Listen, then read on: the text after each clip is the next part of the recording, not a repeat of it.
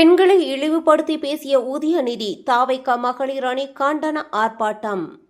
ஆபாச நிதியை ஆபாச நிதியை ஆர்ப்பாட்டம் நடத்த வந்தாயா?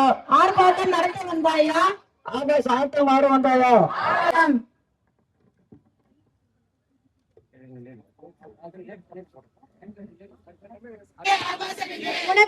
எதிர்க்கட்சித் தலைவர் உதயநிதி ஸ்டாலின் பொதுவெளியில் பெண்களை இழிவுபடுத்தும் வகையில் பேசியதாக குற்றம் சாட்டி பல்லாவரம் பகுதியில் தாவைக்க மகளிர் அணியினர் மற்றும் தொண்டர்கள் கண்டன ஆர்ப்பாட்டத்தில் ஈடுபட்டனர்.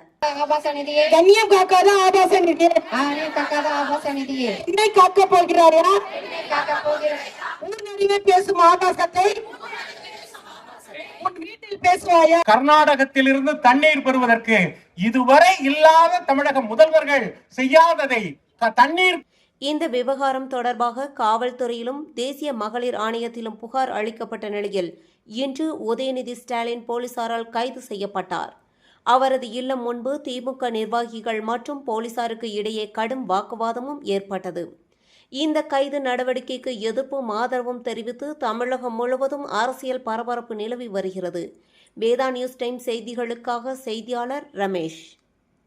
கூடாது அப்படின்றதுக்கு அரசியல் விட்டு ஓடு, அறிவாலயத்தை ஆபாச நிலையமாக்கி வைக்கும்